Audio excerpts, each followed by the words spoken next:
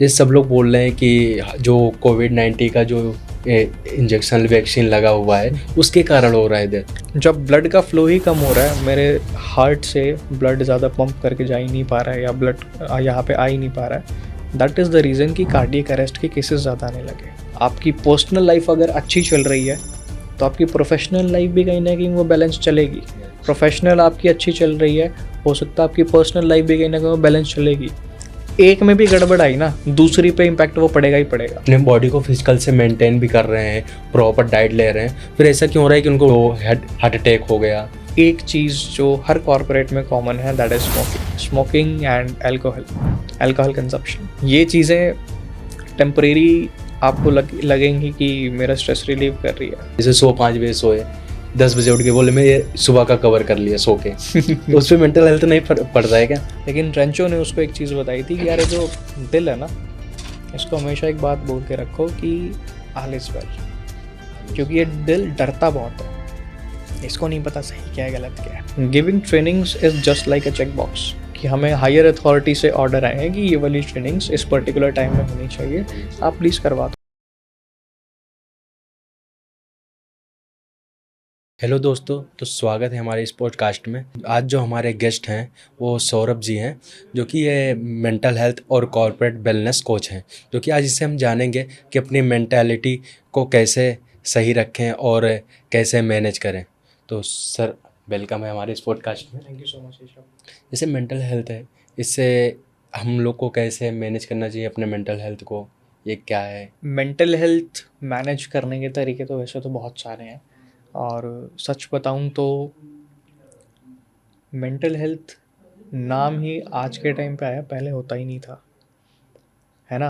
आप एक बात सोचो, अच्छा पता है, आप खुद सोच के बताओ, व्हाट इज़ मेंटल हेल्थ? दो चीज़ों में डिवाइडेड है, one is mental and second is the word health. Mental means हमारे जो दिमागी लेवल पे हम क्या कर रहे हैं, and health is our overall health. तो हमारे दिमाग की हेल्थ की बात चल रही है यहाँ पे। तो जैसे फिजिकल हेल्थ होती है, उसमें हम हमारी बॉडी को फिजिकली फिट रखने की बात करते हैं। मेंटल हेल्थ के अंदर हम हमारे दिमाग को फिट रखने की बात करते हैं, जो हमारे थॉट्स हैं उनको फिट रखने की बात करते हैं, जो हमारे रूटीन्स हैं उनको फिट रखने की बात करते हैं, राइट। तो यही चीज़ है, और आज के टाइम पे इस चीज़ का लैक पता है क्यों हो रहा है ऋषभ? आज के टाइम पे इस चीज़ का लैक ही इसी वजह से है, बिकॉज हमारे जो शेड्यूल है वो गड़बड़ है, प्लस हमारा जो आसपास का एनवायरनमेंट है वो गड़बड़ है। दैट इज़ द रीज़न कि आज के टाइम पे मेंटल हेल्थ की ट्रेनिंग्स, कोचिंग्स और इतनी सारी थेरेपीज चल रही हैं, इसी वजह से चल रही हैं। आज के यूथ जो हैं ज़्यादातर फिजिकल पे ध्यान दे रहे हैं, फिजिकल हेल्थ पे। एब्स बनाने हैं। हाँ, एब्स की सिक्स पैक आ जाए, बॉडी दिखाने के लिए फोटो वोटो, और योगा पे ध्यान नहीं दे रहे, तो उससे क्या फ़र्क पड़ता है हमारे यूथ को? देखो, physical health is definitely important. जो लोग जिम भी जा रहे हैं ना, वो भी एक अच्छी बात है, जाना चाहिए यार। फिजिकल हेल्थ इम्पॉर्टेंट है, और दूसरी चीज़ इससे ना रूटीन भी बनता है लोगों का, एक डिसिप्लिन मेंटेन होता है। So that is a good thing, but साथ के साथ आपको मेंटल वेलबींग का ध्यान रखना पड़ेगा, बिकॉज आप जिम तो चले गए, अब जिम जाने के बाद आप क्या कर रहे हो, दैट इज़ ऑल्सो इम्पॉर्टेंट। ज़्यादा से ज़्यादा कितना घंटा लगा दोगे? 2 घंटे लगा दोगे, 3 घंटे लगा दोगे जिम में, बट स्टिल आपके पास 20-21 घंटे अभी भी हैं, है ना। 20-21 घंटे भी हैं, चलो आप 7-8 घंटे सो लिए, still you are left with around 14 घंटे। क्या करोगे भाई 14 घंटे? आप किसके साथ उठते हो, किसके साथ बैठते हो, आपके आसपास का एनवायरनमेंट कैसा है, घर का माहौल कैसा है, आप पढ़ाई कर रहे हो तो पढ़ाई का माहौल कैसा है, शादी हो चुकी है तो भाई बीवी बच्चे कैसे हैं, सारी चीज़ें मैटर कर रही हैं। मोस्टली हम ये देखते हैं कि जो फिजिकल मेंटेन करते हैं अपने बॉडी को, आजकल सोशल मीडिया पे देख रहे होगे कि हार्ट अटैक से डेथ हो गया, ये हो गया। तो ऐसा क्यों हो रहा है? अगर वो अपने बॉडी को फिजिकल से मेंटेन भी कर रहे हैं, प्रॉपर डाइट ले रहे हैं, फिर ऐसा क्यों हो रहा है कि उनको हार्ट अटैक हो गया, डेथ हो गया? ऐसा क्यों होता है ऋषभ, इसके ना, देखो, कॉर्टिसोल लेवल्स जो होते हैं हमारी बॉडी में, हाँ। वो इंक्रीज़ होते हैं जब हमारा जो काम चल रहा है वो बहुत प्रेशराइज वाला चल रहा है। हाँ। आज के टाइम पे चाहे आप कॉरपोरेट जॉब ले लो या फिर सरकारी जॉब ले लो, हर जगह प्रेशर तो है, हाँ जी। ठीक है, सरकारी और प्राइवेट लगभग एक जैसा हो चुका है आज के टाइम पे। और when it comes to business, भाई वहाँ तो पूछो ही मत, है ना। तो वहाँ तो क्योंकि है ही है, बिकॉज वहाँ आपको लोगों से इतना ज़्यादा डील करना पड़ रहा है, और सिर्फ आप अपने लिए नहीं कमा रहे, आपके अंडर में जो लोग आपके साथ काम कर रहे हैं वो भी कमा रहे हैं। तो अगर आपकी मेंटल हेल्थ वहाँ बिगड़ रही है ना, तो इट इज़ मोर लाइक कि बहुत सारे घरों पे भी अफेक्ट पड़ रहा है ना। तो बात इसकी यहीं आ जाती है, जब इतना ज़्यादा प्रेशर पड़ता है और ओवर जब हो जाता है, जिसको हम कहते हैं बर्नआउट, तो ये कॉर्टिसोल लेवल्स हमारे बढ़ाता है। कॉर्टिसोल लेवल्स बढ़ाएगा, हमारी जो नसें हैं वो सिकुड़ती हैं, और नसें सिकुड़ेंगी तो ब्लड का जो फ्लो है वो कम होता है। ब्लड फ्लो कम होगा तो वो कार्डियक अरेस्ट आने के चांसेस ज़्यादा रहते हैं, हार्ट रिलेटेड इश्यूज ज़्यादा होते हैं। और जब ब्लड का फ्लो ही कम हो रहा है, मेरे हार्ट से ब्लड ज़्यादा पंप करके जा ही नहीं पा रहा है, या ब्लड यहाँ पे आ ही नहीं पा रहा है, दैट इज़ द रीज़न कि कार्डियक अरेस्ट के केसेस ज़्यादा आने लगे ड्यू टू ओवर वर्किंग। ये सब लोग बोल रहे हैं कि जो कोविड-19 का जो इंजेक्शन वैक्सीन लगा हुआ है उसके कारण हो रहा है डेथ। देखो, बोलने को तो बहुत सारी चीज़ें हैं, हाँ, और हालांकि इस चीज़ का मेरे पास कोई साइंटिफिक प्रूफ नहीं है कि भाई उसकी बिल्कुल, वजह से हो रहा है। बिल्कुल। बोलने को तो there are hundreds of controversies जो करी जा सकती हैं, हाँ, बट द थिंग इज सबके साथ तो नहीं हो रहा ना। कोविड का इंजेक्शन तो सबने लगवाया था, हाँ, बट सबके साथ ये प्रॉब्लम सबके नहीं आ साथ रही नहीं है, हो रहा है। राइट। हो सकता है कि उसकी वजह से हमारे इम्यून सिस्टम पे कुछ फ़र्क पड़ा हो, हु नोस, मुझे भी नहीं पता, आपको भी नहीं पता, बट कहीं ना कहीं किसी ने अगर ये बात बोल दी, एक से दूसरे कान में जाएगी, वहाँ से तीसरे बंदे के पास जाएगी, चौथे के पास जाएगी, तो बात जहाँ से शुरू होती है ना, जो ओरिजिन है, हाँ, यहाँ से 10वें बंदे तक पहुँचते पहुँचते बात क्या की क्या हो जाती है उसका कुछ पता नहीं है, राइट। किस सेंस में बात करी गई और किस सेंस में आगे कम्युनिकेट हो गई, these two are different things. तो यही रीज़न है कि कहीं ना कहीं ज़रूरी नहीं कि वैक्सीन की वजह से, but it is due to routines, या फिर आप बहुत ज़्यादा एक्स्ट्रा प्रेशर ले रहे हो, आपके मेंटल स्ट्रेस ज़्यादा हो रहा है, आपको अगर कॉर्पोरेट में या कहीं पे जॉब कर रहे हो वहाँ पे आपको वर्कलोड ज़्यादा है, तो इस वजह से कहीं ना कहीं ये सारी प्रॉब्लम्स आ रही हैं। And most important part, smoking. Corporates में मैंने इतने सारे सेशंस किए हैं, एक चीज़ जो हर कॉर्पोरेट में कॉमन है, that is smoking and alcohol consumption. ये चीज़ें टेम्परेरी आपको लगेंगी कि मेरा स्ट्रेस रिलीव कर रही है, राइट, बिकॉज स्मोकिंग जब आप करते हो, आप निकोटीन कहीं ना कहीं वो ले रहे हो। अब वो निकोटीन जा रहा है ना, निकोटीन आपके लेवल्स को थोड़ा सा डाउन कर देगा, स्ट्रेस लेवल्स को, क्योंकि वो डोपामीन हिट ज़्यादा देता है। अब डोपामीन हिट ज़्यादा होगा तो आपको थोड़ा सा वो अच्छा लगेगा, आपको लगेगा कि हाँ यार मैं ना बेटर रिलीव कर रहा हूँ, बेटर फील कर रहा हूँ, लेकिन वो टेम्परेरी है। जब तक वो उस स्मोकिंग का वो निकोटीन, वो डोपामीन हिट का असर है ना, सिर्फ वो तब तक ही अच्छा लग रहा है आपको, तब तक लग रहा है कि हाँ ये मुझे रिलीफ दे रहा है, मुझे थोड़ी सी शांति दे रहा है। जैसे ही उसका असर कम हुआ, गेम चेंज अगेन, आपको फिर एक और कश चाहिए, एक और चाहिए, एक और चाहिए, एक वो आदत बन गया, अब हैबिट। वो लूप में आ गया, हाँ, जो कि परमानेंट सॉल्यूशन है ही नहीं स्ट्रेस रिलीव करने का, लेकिन ये आपको और ज़्यादा स्ट्रेस में ज़रूर डाल देगा। जैसे हम ऑफिस वर्क करते हैं, दिमाग में कुछ ज़्यादा तनाव पड़ता है, काम पर फोकस पड़ता है, और इससे दूर होने के लिए, इससे बाहर निकलने के लिए क्या करें हम? अगेन, मेरा पर्सनली ये मानना है, अगर आपके ऑफिस टाइमिंग्स हैं, लोग सोचते हैं कि यार मुझे ना बहुत ज़्यादा काम करना है तो मैं प्रोडक्टिव हो जाऊंगा। अब ज़्यादा काम करने से प्रोडक्टिविटी का कोई लेना देना ही नहीं है। काफ़ी लोग चाहते हैं अगर मैं बहुत ज़्यादा काम करके दिखाऊंगा मेरा प्रमोशन हो जाएगा। भाई तो प्रमोशन में कितने % हाइक ले लेगा? ऐसा नहीं कह रहा हूँ कि प्रमोशंस गलत है, बट ओवर काम करना, एक्स्ट्रा काम करते जाना डेली डेली, कि वो आपकी पर्सनल लाइफ पे इम्पैक्ट डाल रहा है, आपको खुद के लिए ही टाइम नहीं मिल पा रहा है, आप अपने रिलेशनशिप्स मैनेज नहीं कर पा रहे हो, तो वो ओवर टाइम का क्या फ़ायदा भाई? उस ओवर टाइम का कोई फ़ायदा ही नहीं है, कोई फायदा नहीं। राइट। तो पर्सनल लाइफ और प्रोफेशनल लाइफ कहीं ना कहीं आपस में ना इंटरकनेक्टेड है। आपकी पर्सनल लाइफ अगर अच्छी चल रही है तो आपकी प्रोफेशनल लाइफ भी कहीं ना कहीं वो बैलेंस चलेगी। प्रोफेशनल आपकी अच्छी चल रही है, हो सकता है आपकी पर्सनल लाइफ भी कहीं ना कहीं वो बैलेंस चलेगी। एक में भी गड़बड़ आई ना, दूसरी पे इम्पैक्ट वो पड़ेगा ही पड़ेगा, और नेगेटिव ही पड़ेगा। आपकी प्रोफेशनल लाइफ में अगर नेगेटिव इम्पैक्ट पड़ रहा है, आपकी पर्सनल में नेगेटिव पड़ेगा ही पड़ेगा, राइट? क्योंकि दिमाग तो एक ही है। मेरी पर्सनल और प्रोफेशनल लाइफ अलग तो हो ही नहीं सकती, क्योंकि दिमाग एक है, राइट? तो इन चीज़ों का आपको ध्यान रखना पड़ेगा कि सिर्फ जॉब नहीं है भाई, यू आर इक्वली इम्पॉर्टेंट। सबसे पहले अपना ध्यान रखो, बाकी चीज़ों का ध्यान अपने आप रखा जाएगा। जैसे स्ट्रेस कम करने में मेडिटेशन की क्या भूमिका होती है? Meditation works like a wonder, बहुत अच्छी चीज़ है।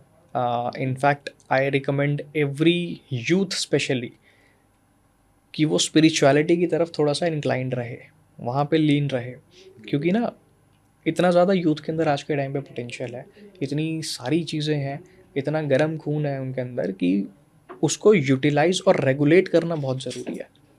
मेडिटेशन आपको वो कामनेस देगी, एक ठहराव देती है, और अगर वो ठहराव आपको चीज़ें रेगुलेट करने में हेल्प कर रहा है, मेरे हिसाब से वह एक बेटर प्रोडक्टिविटी प्लस एक बेटर लाइफ की तरफ आपको लेके जाएगा, राइट?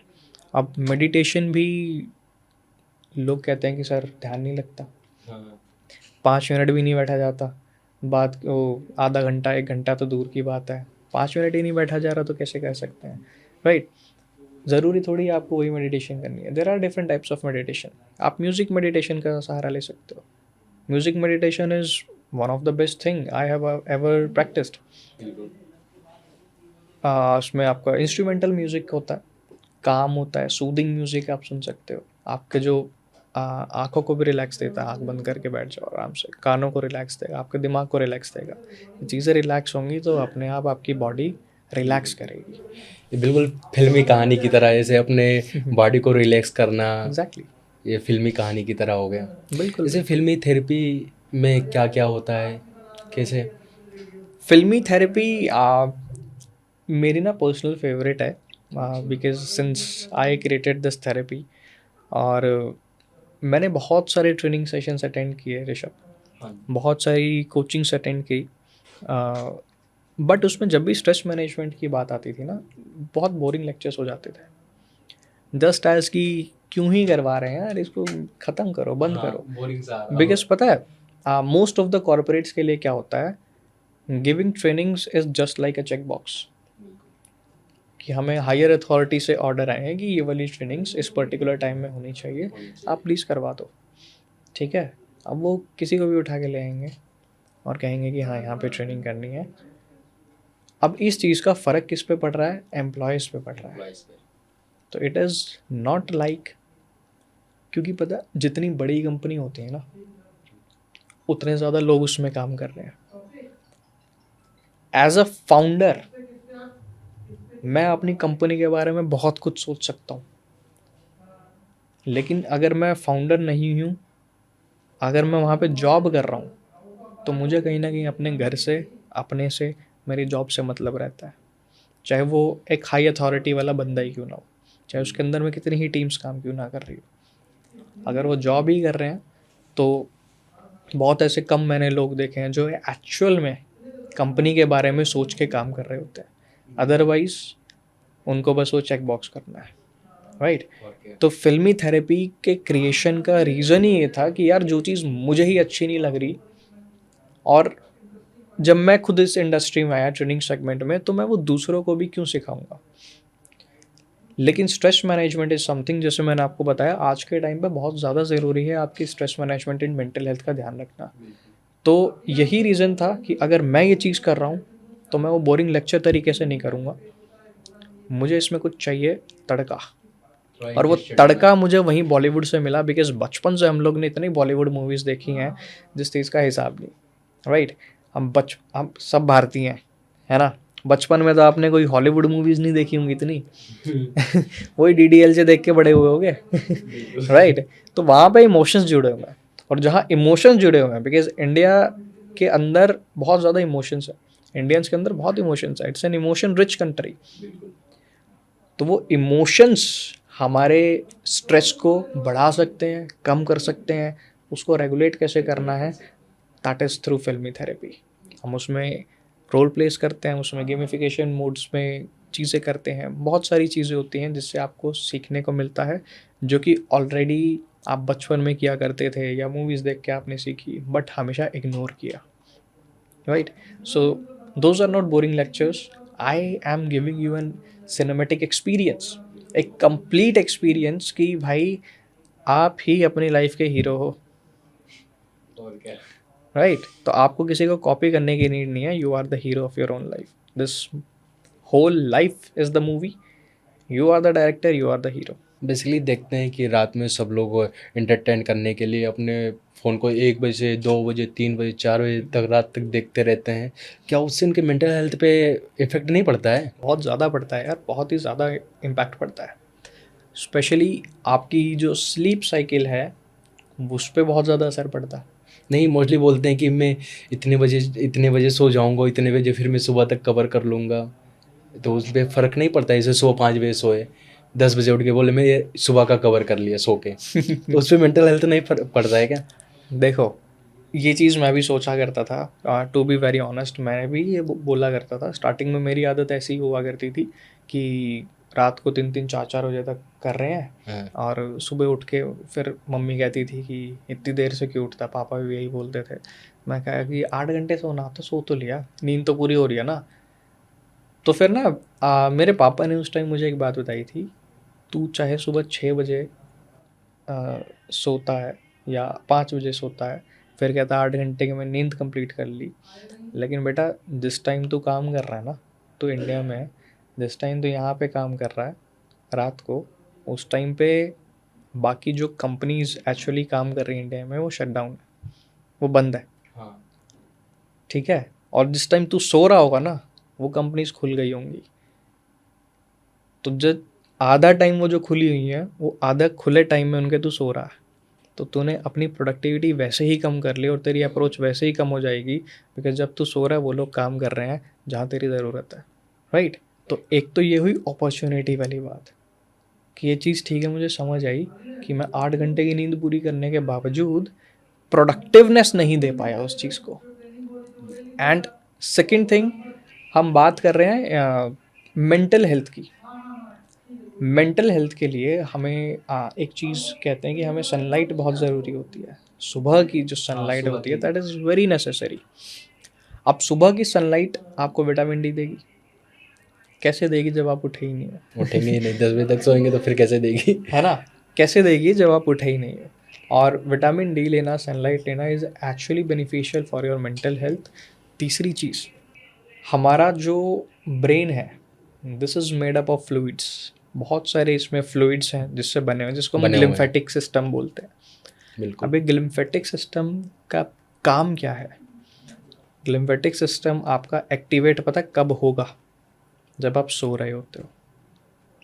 ये टॉक्सिन्स को क्लीन करने में काम आता है। जो आपके ब्रेन में टॉक्सिन्स बढ़ते हैं और इनको काम मतलब साफ करने में काम आता है। ब्रह्म मुहूर्त ब्रह्म मुहूर्त। जिसको बोलते हैं, ब्रह्म मुहूर्त में लोग सजेस्ट करते हैं कि मेडिटेशन करनी चाहिए, जल्दी उठना चाहिए, इसीलिए बोला जाता है। अभी जो ग्लिम्फेटिक सिस्टम जो काम कर रहा है, अगर हम टाइम से स्लीप नहीं ले रहे हैं तो हमारे दिमाग के अंदर कुछ क्लस्टर ऑफ प्रोटीन्स होते हैं जिसको हम बीटा एमिलॉइड्स बोलते हैं, ये टॉक्सिन्स होते हैं।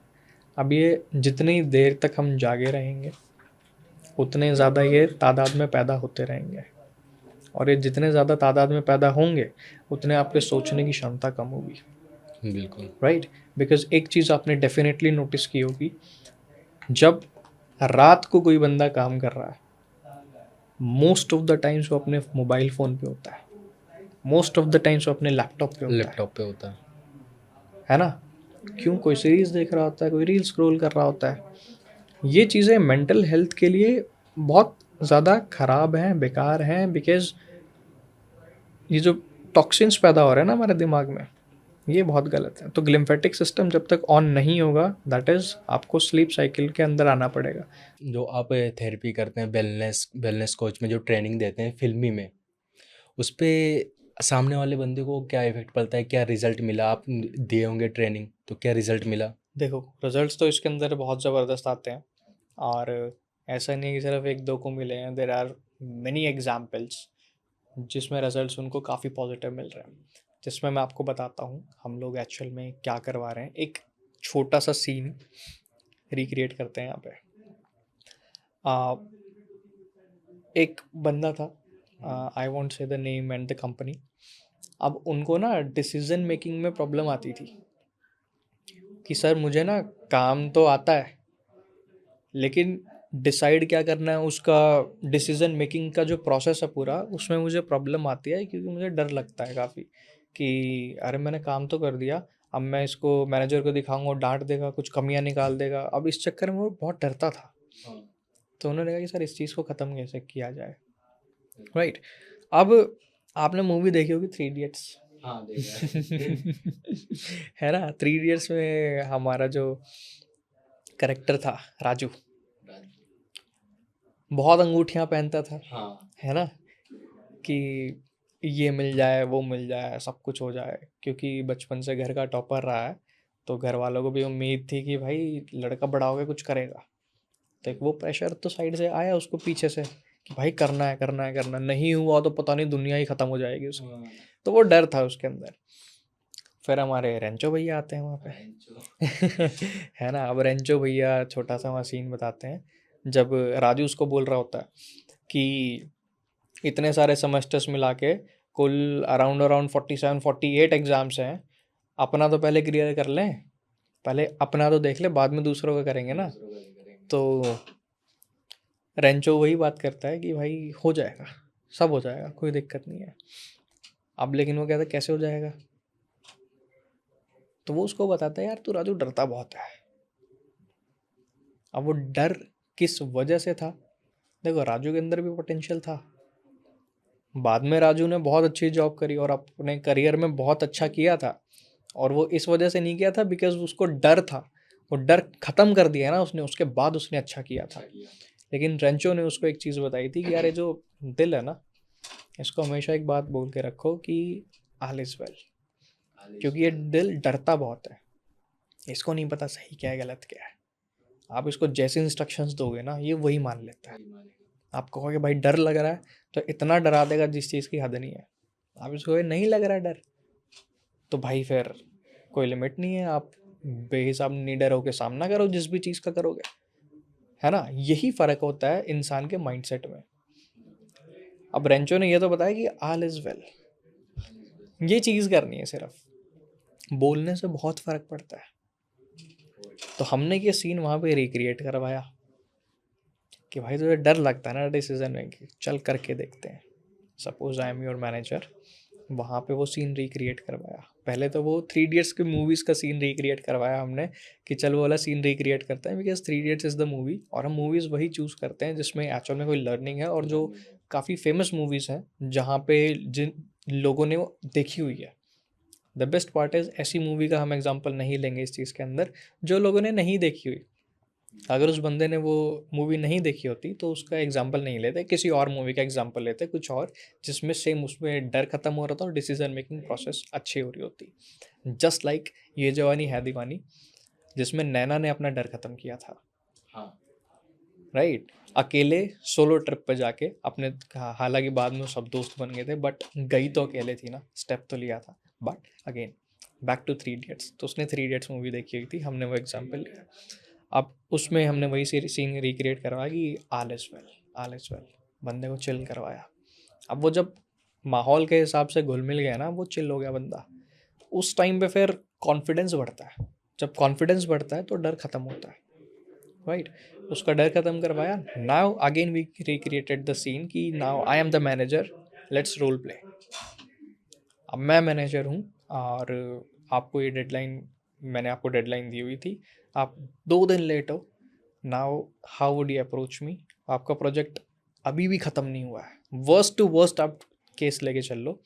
उस केस में क्या रिएक्ट कर सकते हैं, मैं ऐसा नहीं है कि मैं अपने हिसाब से रिएक्ट करूँगा, मैं 4 तरीके से रिएक्ट करूँगा। हम उसको 4 तरीके से रिक्रिएट करेंगे।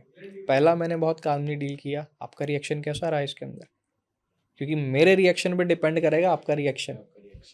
दूसरे में मैंने बहुत गुस्से से चिल्ला दिया, बंदा भाई वहीं खड़ा खड़ा डर जाएगा। तीसरे मैंने जवाब ही नहीं दिया, मैं चुप हूँ। अब वो बंदा परेशान, भाई चाह क्या रहा है, राइट। तो इस तरीके से डिफरेंट डिफरेंट सिनेरियोज हम क्रिएट करते हैं कि दिमाग को ना पहले ही एक्सरसाइज करवा दो भाई कि क्या क्या हो सकता है, क्या सिनेरियोज हैं, इस तरीके से रिएक्ट करेगा, and these could be the outcomes. उस हिसाब से अपने मेंटल लेवल को जितना प्रिपेयर कर लोगे ना, बेस्ट रहता है, राइट। तो वहाँ पे हमने ये चीज़ें करी, और this is just one example. ऐसी बहुत सारी चीज़ें हैं जो हम फिल्मी थेरेपी के अंदर करते हैं। इस सामने वाले बंदे को इसमें तो बोरिंग लगता ना होगा। कैसे लगेगा? अगर कोई ऑडियंस देख भी रही है ना, उसको भी मज़ा आ रहा है और क्या है ना? एक फिल्मी स्टाइल में मेरे को कोई वेलनेस में कोच कर और रहा क्या, है, क्योंकि जब वो ट्रेनिंग दे डर रहा भी है। रहा है ना, डर रहा है तो लोग, अच्छा जो मेजोरिटी में लोग बैठे हैं ना, झुंड में जब लोग बैठे होते हैं, सामने हाँ। वाला कोई डर रहा है, उनको हंसी आ रही होती है, इतना भी नहीं कर पा रहा है ना, तो उस टाइप से करते हैं, चिल्ला दिया तो उसमें भी लोगों को मज़ा आ रहा होता है, हाँ। अरे अरे मज़ा आ रहा है देखने में, जैसे कोई शो चल रहा है, इस तरीके से। तो ऐसे बहुत सारी चीज़ें होती हैं, and this is not just with one person, every individual is focused. Okay. हर एक बंदे पे वहाँ पे फोकस किया जा रहा है। जैसे कोई आपसे ट्रेनिंग लेना चाह रहा हो वेलनेस कोच का, तो आप कैसे देंगे उसे? वेल, कोई इंटरेस्टेड हो इसमें? हाँ, उसके लिए वन ऑन वन थेरेपीज है ना, उसके लिए one on one training coaching है, अच्छा। जिसमें हम ऑनलाइन भी कर सकते हैं, ऑफलाइन मीटअप भी कर सकते हैं साथ में। और ऑफलाइन भी, मतलब मैं ऐसे ही नहीं करता कि भाई कहीं क्लिनिक पे जाके करनी है, कुछ और करनी है, नहीं। अब कोई बढ़िया सी जगह चूज़ करते हैं, ठीक है। कोई काम सी जगह हो गई, है ना, वहाँ पे वाइबिंग सॉन्ग्स वगैरह चल रहे होते हैं, तो मस्त एकदम चिल आउट, जहाँ पे ज़्यादा शोर शराबा नहीं चाहिए हमें। जैसे आपका कोई वेबसाइट, सोशल मीडिया? मेरी वेबसाइट पे लोग कनेक्ट कर सकते हैं, www.leadershipnation.in, ओके। और वहाँ पे आपको सारी इन्फॉर्मेशन मिल जाएंगे, मेरे सारे सोशल मीडिया हैंडल्स मिल जाएंगे, और लीडरशिप नेशन क्या करती है, क्या किस किस फील्ड में है, और मेंटल वेलनेस थेरेपीज कैसे प्रोवाइड कर रही हैं, वो आपको सारा वहाँ पता लग जाएगा। आप हमारे जो ऑडियंस हैं आपको उनको क्या मैसेज देना चाहेंगे? भाई सिंपल सा मैसेज है, जो होगा देखा जाएगा, बिंदास ऐश करो, खुश रहो, जो मन में आ रहा है अच्छे से करो। बस एक चीज़ का ध्यान रखना, कोई चीज़ इतनी ओवर मत करना कि वो बाद में आप ही को दिक्कत करने लगे, अदरवाइज चिल मारो यार, सब हो जाएगा।